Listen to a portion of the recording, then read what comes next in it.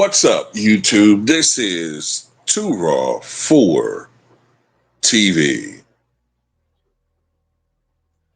All right, so before I get into this video, shout out to the brother Eric Levin with the donation to the channel via the Cash App. Much respect to him for showing love to the channel Too Raw for TV.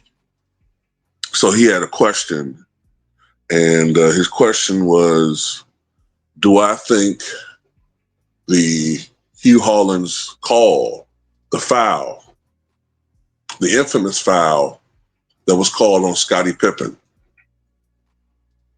against Hubert Davis in Game 5 of the 1994 Eastern Conference semifinal series between the Knicks and the Bulls, do I think it was a bad call?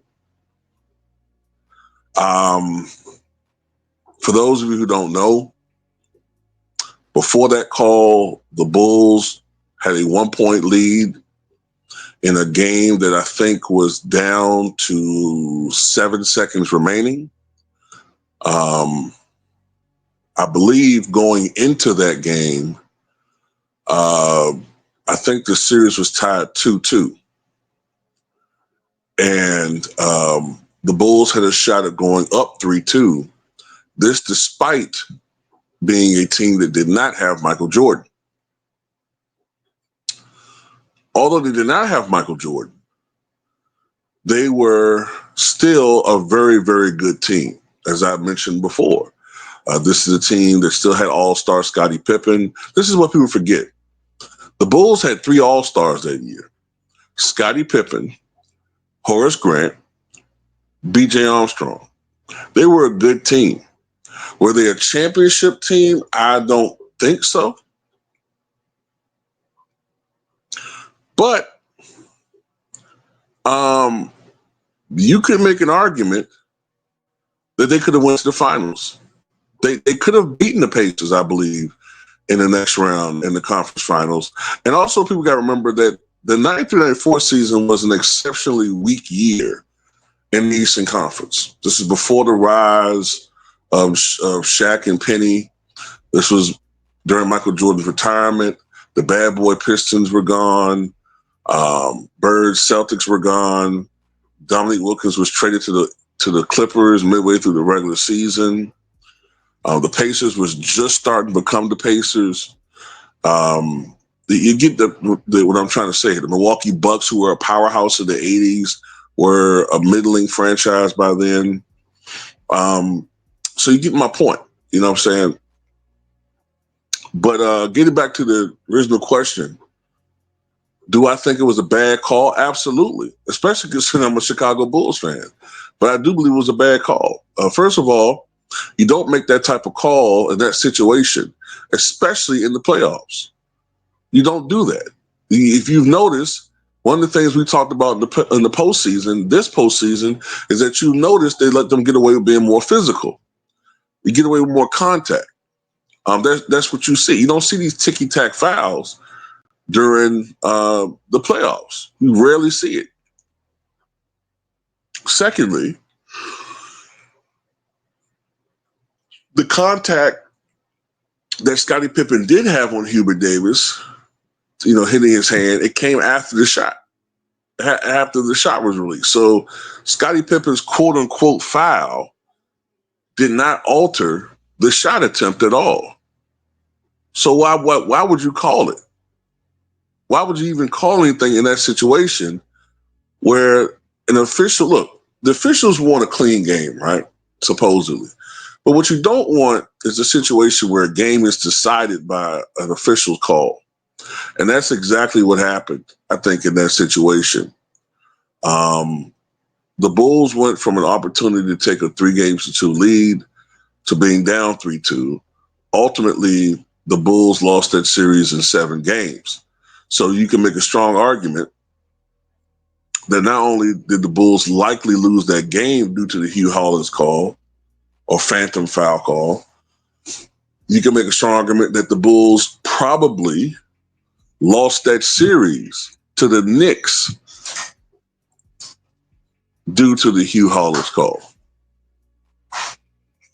being that the Bulls, I think, won Game 6 at Chicago Stadium, one of the last games played in Chicago Stadium, I believe, um, before losing at Madison Square Garden in Game 7. So, yeah, absolutely. I do believe that was a terrible call. And I'm going to tell you something. Hugh Hollins, if you look at the way he officiated the Chicago Bulls, I've always felt like he didn't like that Bulls team. It's like he always was calling bad. It's like he was always having a heavy whistle, so a lively whistle when it came to calling fouls on the Bulls. Most Chicago Bulls fans hated Hugh Hollins after that. We hated him. Because we feel like that he cost that Bulls team. Like I said, I don't think they would have beaten the Houston Rockets, but you could argue that he possibly cost that Bulls team a trip to the finals. Now, would that have taken away from Michael Jordan's legacy? Maybe. But yeah, I choose not to look at it like that. I choose to look at it as Michael Jordan showed those guys how to win and how to play winning basketball. So to the point where really, if we're going to give Larry Bird credit for in creating a winning culture with the Celtics post John Havlicek and Dave Cowens, then we need to give Michael Jordan credit for creating a winning culture in Chicago to the point where that team was winning without him. You know what I'm saying? That's how I look at that. So, it was a bad call. And plus, I'm going to say this to end the video. You can make a strong argument, too, that the powers to be in the NBA really didn't want the Bulls without Michael Jordan to beat the Knicks.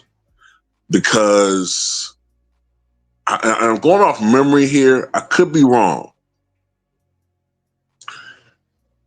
I think the Bulls did rather favorably against the Pacers that year. I'm not saying they won the series, but they were very, very competitive.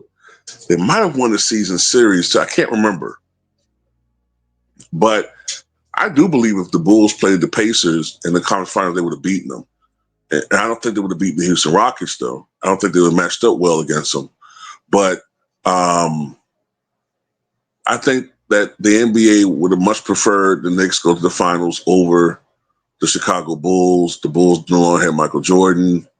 And I think they were looking at the Knicks storyline. The Knicks, at the time, have won a championship in 20 years. I think they were going with that.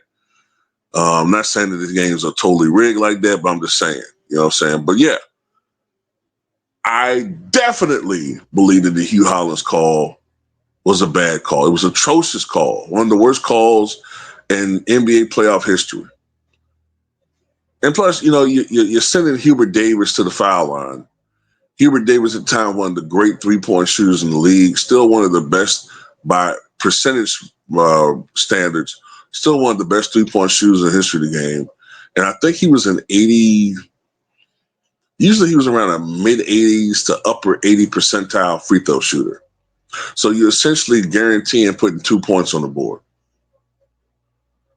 with that foul call. But anyway, that's all I got to say about it. Tell me what you guys think.